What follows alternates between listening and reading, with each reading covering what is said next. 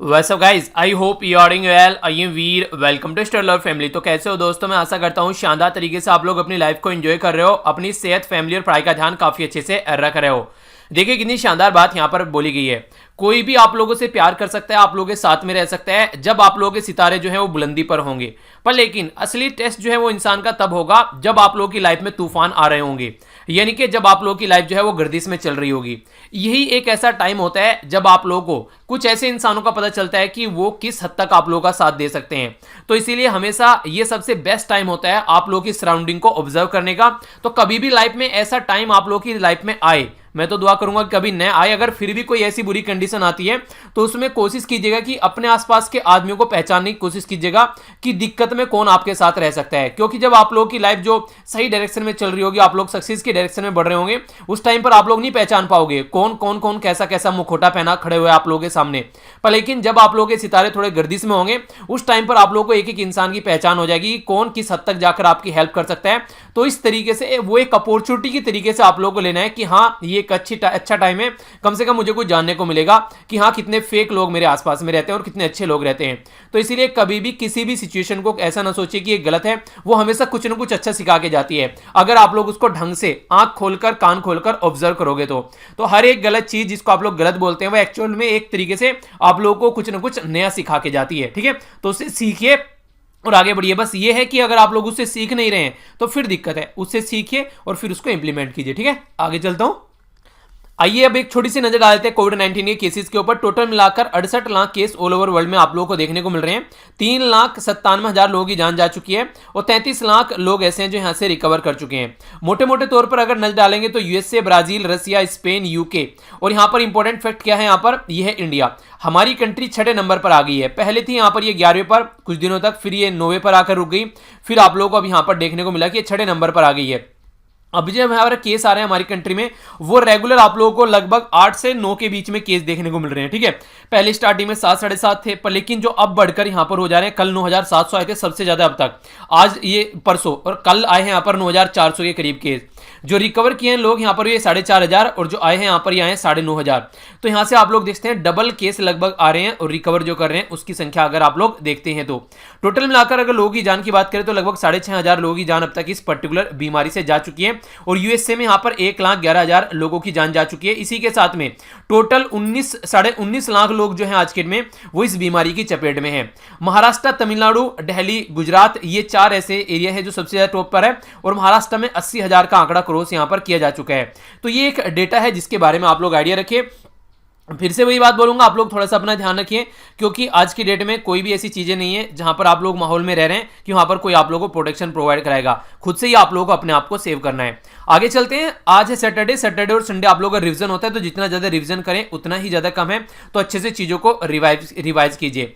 और इसी के साथ में कई सारे बच्चों के कई सारे डाउट थे, तो उनके ऊपर अभी वीडियो आप लोग की आएगी। जैसे कि आप लोग का अभी डेट भी डिक्लेयर हो गई है, तो 4 अक्टूबर आप लोग की डेट हो गई है। ठीक है, तो 4 अक्टूबर आप लोग का प्रीलिम्स होगा जिसके ऊपर मैंने वीडियो बनाई थी, और दूसरा 4 अक्टूबर को आपका ईपीएफओ का पेपर था। ठीक है, तो जो ईपीएफओ का पेपर था उसके लिए अभी यहां पर क्लियर उन्होंने मेंशन कर दिया गया है कि नेक्स्ट ईयर का जब कैलेंडर आएगा, यानी कि 2021 का जब कैलेंडर आएगा उसमें वो डेट मेंशन करेंगे कि कब वो एग्जाम होना है। यानी कि अब उस एग्जाम को आप लोग लगा के चलो कम से कम 7-8 महीने तो कहीं होने वाला वो नहीं है नॉर्मली अगर देखेंगे तो। ठीक है, उसके बाद ही नेक्स्ट ईयर वो एग्जाम होगा।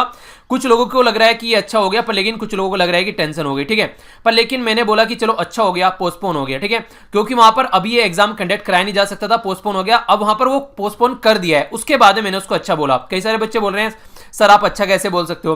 अच्छा मैं ऐसे बोल सकता हूं यार, देखो अगर आप लोग उसको लेकर टेंशन में रहोगे, क्योंकि ना मेरे हाथ में ना आपके हाथ में, पोस्टपोन हो गया, अब आप लोग उसको बुरा बोलते रहो यार ऐसा कैसे हो गया, ये तो प्रॉब्लम हो गई, ये दिक्कत हो गई, उसमें क्या होगा, आप लोग एक अपनी नेगेटिव एनर्जी के इस दायरे में आप लोग आ जाएंगे, आपका काम करने की एफिशिएंसी कम हो जाएगी।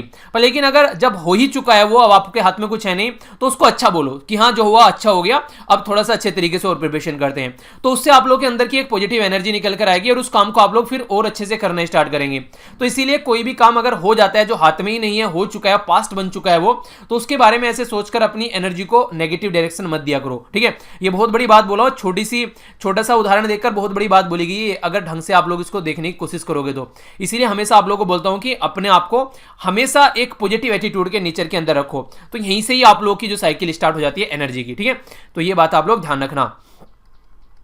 आइए अब है सैटरडे को ऐसे देखते हैं, निबंध देखते हैं। यहाँ पर एक बात और, आप लोग राइटिंग प्रैक्टिस कंटिन्यू रखिए, क्योंकि जो आप लोगों को टाइम मिला करता था पहले लगभग 100 दिन के करीब मिल जाते थे आप लोगों को प्रीलिम्स के बाद में, अब की बार इतना टाइम नहीं मिलने वाला है, तो इसलिए अभी आप लोग इसकी प्रैक्टिस कंटिन्यू रखिएगा। इसके ऊपर वीडियो भी बनाऊंगा मैं आप लोगों के लिए एक, जिसमें आप लोगों को थोड़ा सा डिटेल में बताऊंगा कि क्या क्या आप लोग को करना है। अगर चाहिए तो बता दीजिएगा, जिसमें मैं आप लोगों को डिटेल में एक स्ट्रेटजी पूरी बता दूंगा, ताकि आप लोग उसको कोरिलेट कर सके।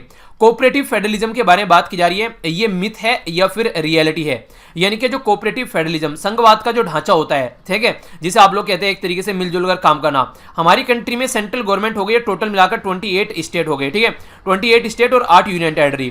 तो एक तरीके से सेंटर हो गया हमारा, एक तरीके से सेंटर हो गया हमारा पॉइंट बिंदु, और ये सारे इसके साथ में तिल्ली के थ्रू कनेक्ट है। यानी कि आप लोगों ने देखा होगा नहीं का हब एंड स्पोक मेथड के बारे में जब आप लोग सुनते हैं, तो उसी तरीके से यहाँ पर मिलकर सबको काम करने की बात की जाती है। तो कई जगह तो ये मिथ है, यानी कि एक तरीके से दिखता नहीं है कि ये पॉसिबल भी हो पाएगा क्या, पर लेकिन कई सारे लोग बोलते हैं ये रियलिटी है कि पॉसिबिलिटी में ये चल रहा है। क्योंकि जैसे आप लोग सोसाइटी में देखते हैं, कई बार सेंट्रल गवर्नमेंट ऐसे ऐसे स्टेप उठाती है, जैसे कोविड-19 का उदाहरण ही लेकर मैं आप लोगों को समझाऊं, तो सेंट्रल गवर्नमेंट के द्वारा डिजास्टर मैनेजमेंट एक्ट इंप्लीमेंट कर दिया और स्टेट गवर्नमेंट को कोई भी ज्यादा ऑटोनॉमी नहीं दी।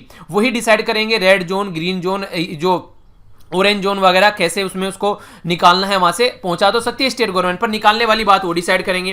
तो कई सारी ऐसी चीजें देखने को मिली। फंड की जब बात की गई तो उसके बारे में भी कई सारी बातें ऐसी की गई, ठीक है। इसी के साथ में जब यहाँ पर बात की जा रही थी कि किस तरीके से इस बीमारी को टैकल करना है, तो कई सारे राज्य ऐसे थे जो अलग तरीके से फंडिंग मिल रही थी, कई सारे ऐसे थे जिनको फंडिंग ही नहीं मिल रही थी। तो वो सारी बातें यहाँ पर, जहां पर सेंट्रल गवर्नमेंट है उसी की फिर स्टेट गवर्नमेंट है उसी पार्टी की, तो वहां पर अच्छी सपोर्ट थी, दूसरी जगह ज्यादा सपोर्ट देखने को नहीं मिलती है। तो ऐसी कई सारी चीजें आप लोगों को देखने को आसपास में मिल जाती है। कई बार यहां पर क्या होता है, आनन फानन में यहां पर जो एक तरीके से प्रेसिडेंट रूल लगा देते हैं स्टेट के अंदर में, आप लोगों ने सुना होगा, वो भी कंडीशन आप लोगों को यहां पर देखने को मिल जाती है। तो वो क्या होता है कि एक तरीके से इलीगल, मतलब गलत तरीके से भी मिसयूज किया जाता है कई बार पावर का, तो वो भी नजर आता है। पर लेकिन रियलिटी में यहां पर संघवाद होना चाहिए, तो उसके बारे में आप लोगों को ये पूरा एस्से लिखना है, ठीक है। ये ऐसे इसलिए आप लोगों को दिया जा रहा है क्योंकि कई बार आप लोगों ने न्यूज में सुना होगा, फिलहाल अभी कोविड-19 के चलते तो सुनिए, और पहले भी आप लोगों ने कई बार इन चीजों पर नजर डाली होगी। एक छोटी सी न्यूज आगे बढ़ने से पहले आप लोगों के सामने यहां पर ये कई लंबे समय से ये समझ में नहीं आ रहा था कि आगे क्या बातें होगी। इंडिया और चाइना जो बॉर्डर डिस्प्यूट चल रहा था, तो उसमें दोनों एग्री हो गए हैं कि डिफरेंसेस को रिजोल्व किया जाएगा पीसफुली। यानी कि यहां पर जो चाइना का जो एग्रेशन है उसको यहां पर अब बोल दिया गया है एक्सटर्नल अफेयर की साइड से, हमारी कंट्री की मिनिस्ट्री की, और यहां पर इनकी साइड से भी, कि दोनों साइड जो है वो डिफरेंसेस को यहां पर पीसफुली एक दूसरे के साथ में मिलकर ये यहां पर इसको टैकल करेंगे, ठीक है। कैसे कैसे क्या क्या जरूरत है देखेंगे उसको, जो भी डिस्प्यूट है। डिस्प्यूट मेनली कहां पर है, यह है लाइन ऑफ एक्चुअल कंट्रोल के ऊपर मेनली तो यहां पर है। बाकी अरुणाचल प्रदेश और सिक्किम में भी अपने एरिया बताते हैं, ये उत्तराखंड और जो हिमाचल प्रदेश है उसके अंदर भी अपना एरिया बताते हैं। तो ये ज्यादा अपना इनका गाने की बात है तो एक अलग बात होगी। पर लेकिन क्वेश्चन क्या बन सकता है, सबसे बड़ा जो डिस्प्यूटेड एरिया है इंडिया और चाइना के बीच में, वो है लद्दाख वाले रीजन में। जम्मू एंड कश्मीर रहे ऑप्शन में तो गलत होगा वो ऑप्शन, ठीक है। पता चला आप लोग यहां पर एक जगह लद्दाख दे दिया, एक जगह जम्मू एंड कश्मीर दे दिया, तो इसलिए अब थोड़ा ध्यान रखिएगा उसका, क्योंकि मैप जो है चेंज हो चुका है, अब इसको जम्मू एंड कश्मीर नहीं, अब लद्दाख टेरिटरी हो गया, ठीक है। तो ऑप्शन में देगा, एक साइड में भी दे देगा लद्दाख टेरिटरी, एक साइड में बोलेगा जम्मू एंड कश्मीर, दूसरी साइड में हिमाचल प्रदेश, उत्तराखंड, तीसरी साइड में बोल दे मान लीजिए सिक्किम, और यहाँ अरुणाचल प्रदेश को ऐसा ऑप्शन दे दिया। तो ये लद्दाख टेरिटरी में सबसे बड़ा एरिया डिस्प्यूटेड है, फिर है यहाँ पर सिक्किम और अरुणाचल प्रदेश में, और फिर है यहाँ पर ये सेंट्रल जो कि हिमाचल प्रदेश और उत्तराखंड के अंदर में है। तो ये कोई कंफ्यूजन नहीं होना चाहिए। तो देखते हैं सोल्यूशन कब तक यहाँ पर निकाल के ला पाते हैं। अब आर्टिकल्स देख लेते हैं क्या क्या बातें यहां पर की जा रही है। ये वाला आर्टिकल और ये वाला आर्टिकल मेडिसिन के बारे में बातें कर रहे हैं। यहां पर तो हाइड्रोक्सीक्लोरोक्विन के बारे में बात की जा रही है, और यहां पर जो बेसिकली जो एक तरीके से जो पेटेंटेड मेडिसिन होती है और जो जेनरिक दवाई होती है उसके बारे में बात की जा रही है। तो इनको थोड़ा सा एक तरीके से यहाँ पर डिस्कस कर लेंगे कंबाइन करके, जो कई सारी चीजें आप लोग को जानने को यहाँ पर इसके बारे में मिल जाएगी। ये यहाँ पर जो गेम्स है क्या उनको स्टार्ट करना चाहिए, जैसे कि आज के डेट में कोविड-19 के चलते सारे गेम ठप पड़े हुए हैं, तो क्या किस तरीके से उसको रिस्टार्ट करना चाहिए उसके बारे में बात की जा रही है। नेक्स्ट जो यहाँ पर आर्टिकल है, इसमें आर्टिकल में बात की जा रही है जैसे यहाँ पर जो ये आज के डेट में माइग्रेंट वर्कर थे कैसे उनको टैकल किया गया, और जो अटॉर्नी जनरल के नीचे जो सोलिसिटर जनरल ऑफ इंडिया होते हैं, तो वो किस तरीके से अपना काम यहाँ पर कर रहे थे, ठीक है। क्योंकि तुषार मेहता साहब काफी ज्यादा न्यूज में थे, तो वो तो ज्यादा इंपॉर्टेंट नहीं है, पर लेकिन ये जिस तरीके से पोस्ट है, तो पोस्ट के बारे में आप लोगों से क्वेश्चन पूछा जा सकता है। तो थोड़ा सा कॉन्स्टिट्यूशनल एंगल भी मैं आप लोगों को यहां पर बता के चलूंगा, ताकि आप लोग उसके साथ में कोरिलेट कर सकें। आप लोगों को पता है कि 7 मई को यहां पर विशाखापट्टनम आंध्र प्रदेश के अंदर में ये एलजी पॉलीमर फैक्ट्री में टॉक्सिक गैस जो थी यहां पर वो रिलीज हुई, उसके चलते यहां पर ये काफी न्यूज में चीजें आ गई, ठीक है। तो इसके बारे में भी हम लोग यहां पर मतलब इसके बारे में क्या बात करेंगे बेसिकली, ये तो ये बताने की कोशिश की जा रही है। एक तो ग्राउंड जीरो होता है ये सैटरडे में, और यहां पर एक स्पेसिफिक चीजें पूछी जाती है लोकल एरिया की, ठीक है। तो यहां पर जो बातें की जा रही है वो ये बातें बताने की कोशिश की जा रही है कि यहां पर एक तरीके से कितनी ज्यादा लापरवाही बरती गई है। तो जो लापरवाही बरती गई वो तो आप लोगों ने देखी, पर फिलहाल अभी क्या हुआ, अभी यहाँ पर लगभग 150 लोगों को गिरफ्तार कर लिया गया है जो प्रोटेस्ट यहाँ पर कर रहे थे प्लांट के आसपास में। तो यहाँ पर देखिए एलजी एक कंपनी है जो इस तरीके से प्राइवेट, एक तरीके से फॉरेन कंपनी है और यहाँ पर हमारी कंट्री में अगर काम कर रही है तो सिचुएशन आप लोगों को क्या देखने को मिल रही है।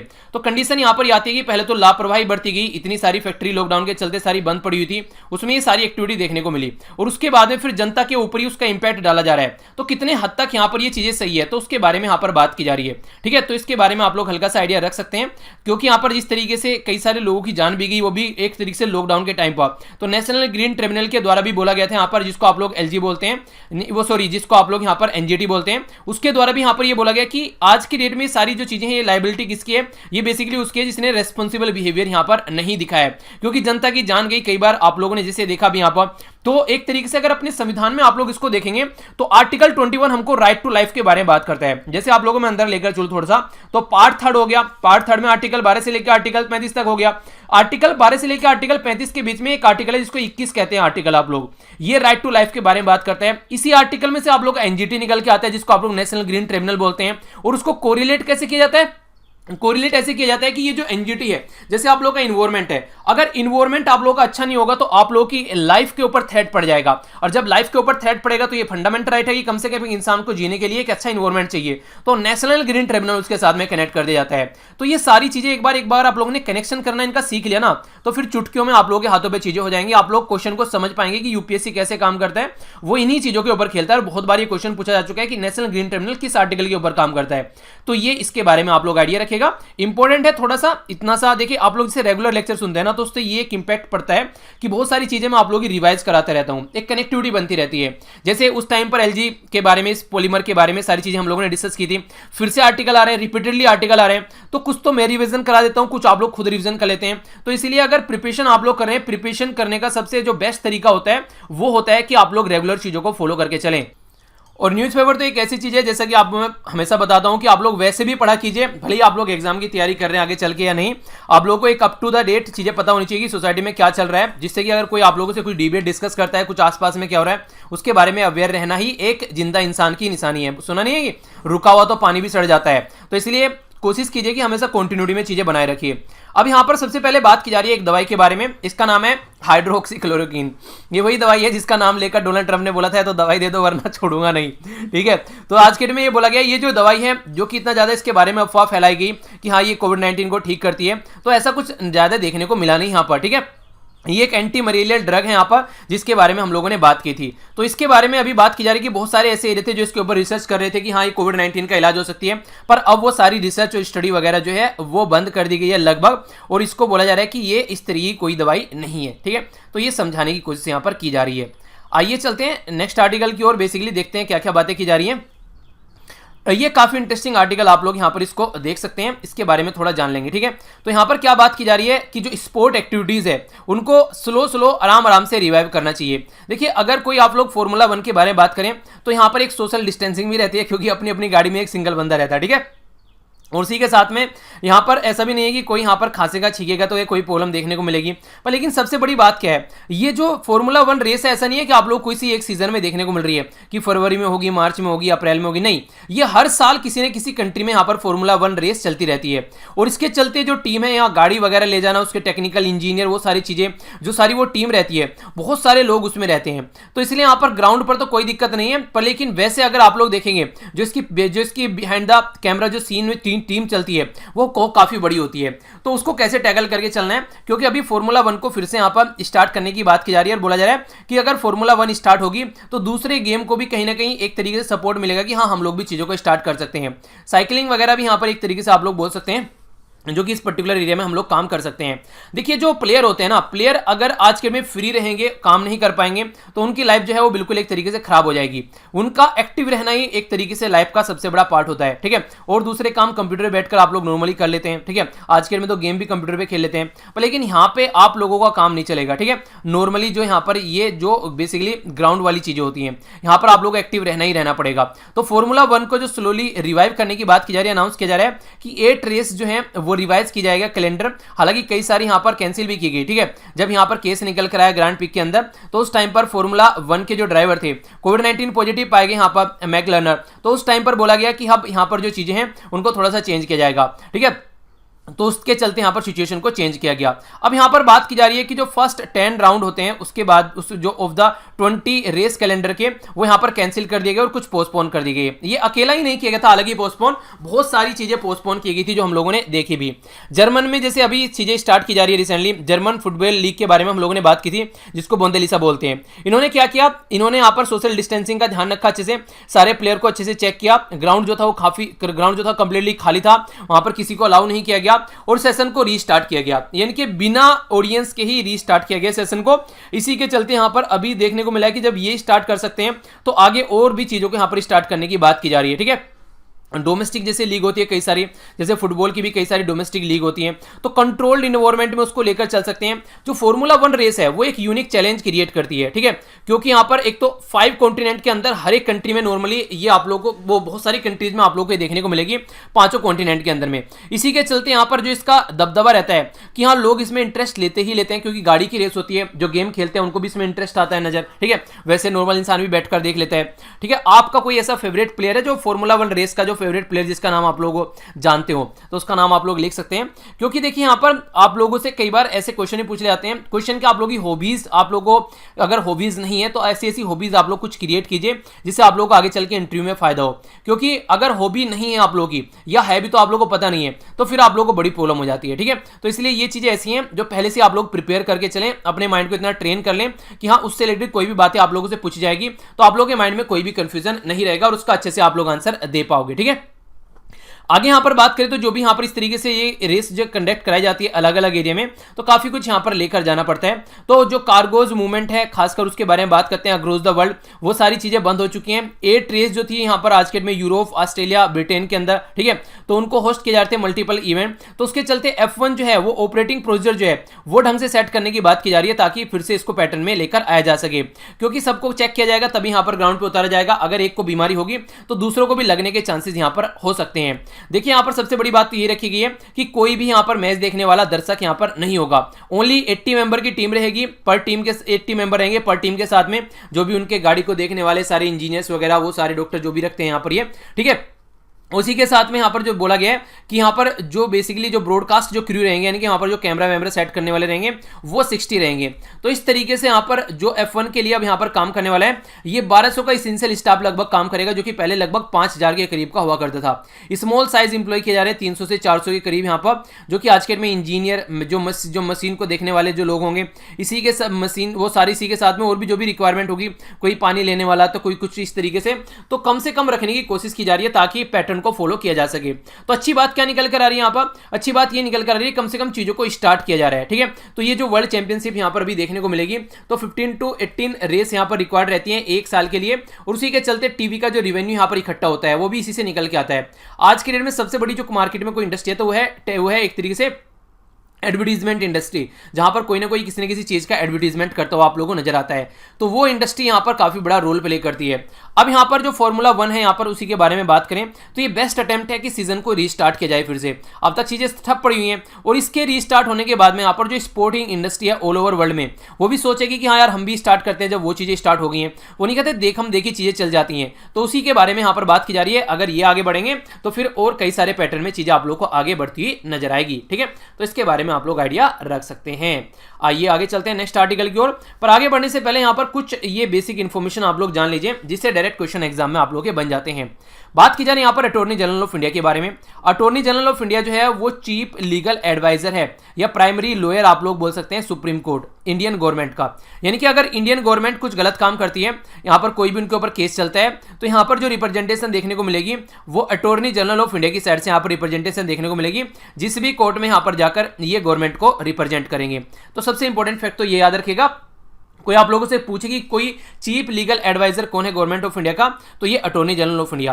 अपॉइंट किसके द्वारा किया जाता है? प्रेसिडेंट ऑफ इंडिया के द्वारा। किसके द्वारा? जब यूनियन कैबिनेट के द्वारा आर्टिकल 76 यानी कि 76 आर्टिकल के अंदर जब यहां पर एक तरीके से इनके द्वारा एडवाइस किया जाता है यूनियन कैबिनेट, यानी कि गवर्नमेंट प्रेसिडेंट को एडवाइस करती है और फिर प्रेसिडेंट के प्लेजर के ऊपर यहां पर ये आ जाता है।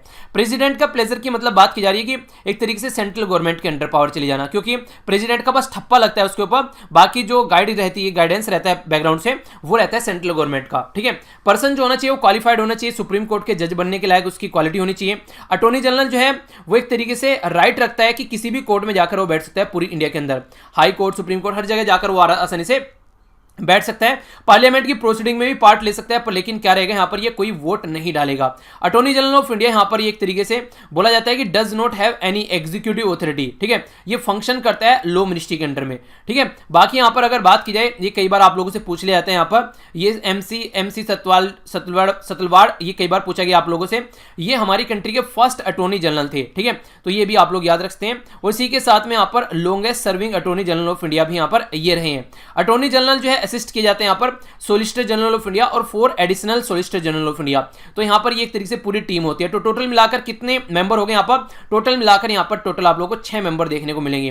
तो ये टीम होती है जो कि गवर्नमेंट को सपोर्ट करती है। अब आप लोगों ने ये देख लिया कि गवर्नमेंट अपॉइंट करती है। अगर मान लीजिए यहाँ पर गवर्नमेंट कोई उल्टी सीधी हरकतें भी कर रही है तो अभी इनको गवर्नमेंट को सपोर्ट करना पड़ेगा, क्योंकि पॉलिटिकली अपॉइंट इनको किया जाता है। तो सोलिसिटर जनरल ऑफ इंडिया है तुषार मेहता, वो काफी एक तरीके से अभी यहाँ पर न्यूज में है, क्रिटिसाइज भी उनको किया जा रहा है, क्योंकि आप लोगों को यहाँ पर ये देखने को मिला सुप्रीम कोर्ट के द्वारा सुमोटो एक्शन लिया गया। सुमोटो एक्शन का क्या मतलब होता है? यानी कि उनके द्वारा अपने आप देखा गया कि सोसाइटी में कुछ गलत हो रहा है, और उसके चलते उन्होंने जब यहाँ पर देखा कि यहाँ पर जो माइग्रेंट वर्कर है वो प्रॉब्लम फेस कर रहे हैं, वो सारी चीजें आप लोगों ने देखी, तो वहां से सिचुएशन ये निकल के आए कि सेंट्रल गवर्नमेंट कर क्या रही है। सेंट्रल गवर्नमेंट तो सेंट्रल गवर्नमेंट, स्टेट गवर्नमेंट क्या चल रही है। दुनिया भर के जो लोग हैं वो यहाँ पर सड़कों पर उतर आए, इसी के साथ में बहुत सारे लोगों की जान चली गई।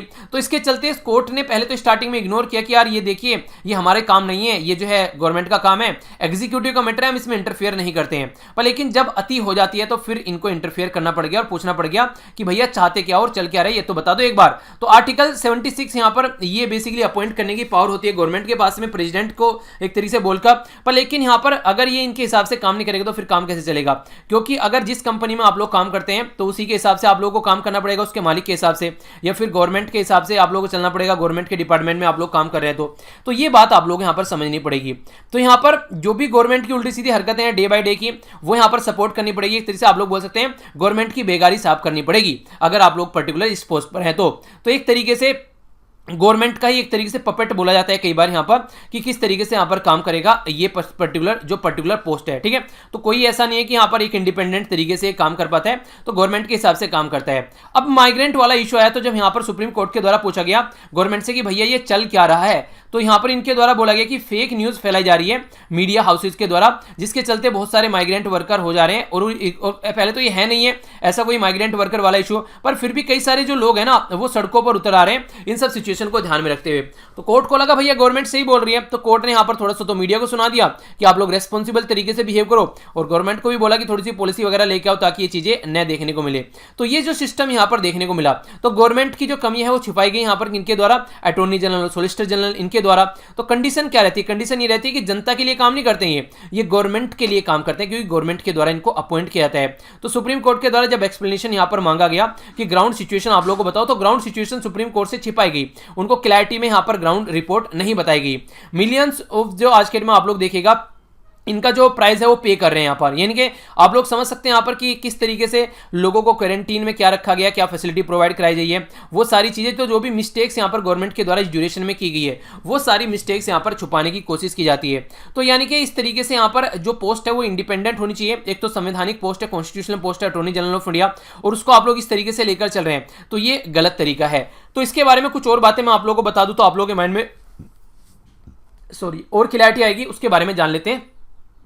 सबसे पहली बात यहां पर क्या है, देखिए एक साइड में अगर बात करें कॉन्स्टिट्यूशनल पोस्ट की, संवैधानिक पोस्ट कौन सी होती है? जिनके बारे में संविधान में मेंशन किया गया है, या तो वो स्टार्टिंग से ही संविधान में है या फिर आगे चलकर संविधान में उनसे रिलेटेड कोई आर्टिकल डाल दिया गया है। जैसे 73rd और 74th कॉन्स्टिट्यूशन अमेंडमेंट करके हमारी कंट्री में ये पंचायती राज और म्युनिसिपैलिटी को डाला गया, तो ये कॉन्स्टिट्यूशनल बॉडी हो गई यहाँ पर, जो कि पहले यहाँ पर संविधान में मेंशन भी नहीं थी। ठीक है, तो जिसके बारे में कोई भी प्रोविजन संविधान में है तो वो संवैधानिक बॉडी यहाँ पर हो जाती है। तो इस तरीके से कॉन्स्टिट्यूशनल पोस्ट को ये मिस यूज हो जाता है यहाँ पर, गवर्नमेंट को सपोर्ट करे, पर लेकिन ये थोड़ा ना कि गवर्नमेंट कुछ गलत करिए तो उसमें भी गवर्नमेंट को सपोर्ट किया जाए, तो ये कितने हद तक सही है? तो ये थोड़ी सोचने वाली बात है, क्योंकि अगर इंडिपेंडेंट ऑफिस होता तो उल्टी सीधी हरकतों में कम से कम गवर्नमेंट को सपोर्ट नहीं करता। तो ये इस पोस्ट के बारे में है। तो इस पोस्ट की, जिस पोस्ट पर इंसान होता है उसकी गरिमा बनाए रखनी चाहिए। नेक्स्ट जो आर्टिकल है लिखा तो उसमें काफी कुछ है, पर मैं आप लोगों को एक प्रॉपर वे में एक जिस्ट बताऊंगा जो कि आप लोगों के माइंड में कंप्लीट क्लैरिटी लेकर आएगा। देखिए आज के डेट में अगर मैं आप लोगों को बोलूं कि कोविड-19 की आप लोगों को दवाई बनानी है, तो कोविड-19 के ऊपर आप लोग रिसर्च एंड डेवलपमेंट स्टार्ट कर देंगे। जो भी आप लोग मेहनत लगेगी, जो भी आप लोगों का पैसा लगेगा, ह्यूज मनी यहाँ पर इन्वेस्टमेंट की जाती है पर्टिकुलर कोई दवाई बनाने के लिए। अगर आप लोग इस दवाई को बनाने में सक्सेस हो गए, ठीक है, 1-2 साल के अंदर अंदर या जितना भी टाइम आप लोग ले रहे हैं, तो इस दवाई का आप लोगों के हाथ पेटेंट लग जाएगा। पेटेंट रहेगा लगभग 20 साल का, आप लोग नॉर्मली मोटा मोटा तौर पर बोल सकते हैं 20 साल तक इस नाम की दवाई, इस ब्रांड की दवाई, ये ओनली आप ही बेचेंगे, कोई और इस दवाई को नहीं बेचेगा, ठीक है, जो आप लोगों ने यहाँ पर रिसर्च एंड स्टडी की है। और इस दवाई का आप लोग मुंह मांगी कीमत यहाँ पर मांगते हैं, यानी कि मान लीजिए इसमें इंग्रेडिएंट मिला रखे हैं आप लोगों ने 50 रुपए के, तो इसके 500 रुपए तक भी चार्ज किए जाते हैं, 5000 रुपए तक भी चार्ज किए जाते हैं। तो ये यहाँ पर आप लोगों का ब्रांड वैल्यू हो जाता है। जैसे कि आप लोगों को लगता है कि एप्पल का फोन जो इतना महंगा बेचा जाता है यहाँ पर, ये क्या इतना महंगा रियलिटी में वो है? ये बिल्कुल आप लोग ऐसे बोल सकते हैं जैसे 100 का नोट आप लोग ले लीजिए या फिर 2000 का नोट आप लोग ले लीजिए।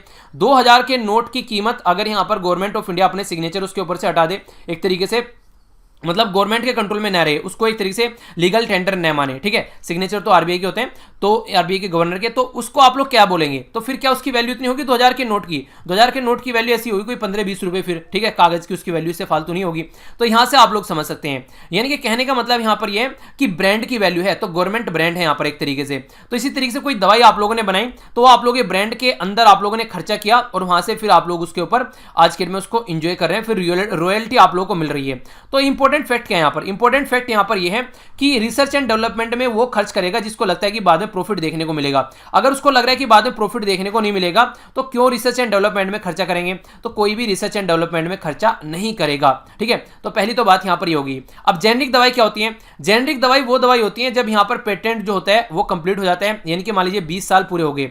अब इस दवाई को यहां पर वही सोल्ट वगैरह यूज करके सस्ते लेवल पर बेचा जाएगा, यानी कि 500 जो यहां पर या फिर 5000 इसका प्राइस रखा गया और 50 रुपए का इंग्रेडिएंट है, तो 50 रुपए का इंग्रेडिएंट मिलाया गया, तो अब इसको 100 रुपए का बेचा जाएगा, यानी कि लगभग 175 या फिर आप लोग 55 बोल सकते हैं। तो यहां पर इतना प्रॉफिट यहां पर बस लिया जाएगा, यानी कि काम चलता रहे।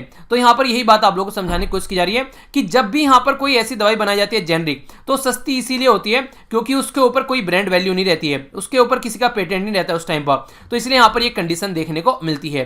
तो कई बार ये बोला जाता है यूएसए की कंपनीज के द्वारा कि रिसर्च एंड डेवलपमेंट तो करते हैं हम, और सबसे बड़ी मैन्युफैक्चरिंग जो आज के डेट में जेनरिक दवाई की जो हब बन चुका है वो बन चुका है इंडिया, यानी कि हमारी कंट्री, जबकि वो रिसर्च एंड डेवलपमेंट पे कुछ खर्च भी नहीं करते हैं। तो इसके चलते कई सारे मैटर सुप्रीम कोर्ट में जा चुके हैं। एक बार सुप्रीम कोर्ट में यहाँ पर मैटर गया, तो यहाँ पर कई बार क्या करती है प्राइवेट कंपनी अपना प्रॉफिट बनाए रखने के लिए, मान लीजिए इनके द्वारा कोई पी नाम की दवाई बनाएगी।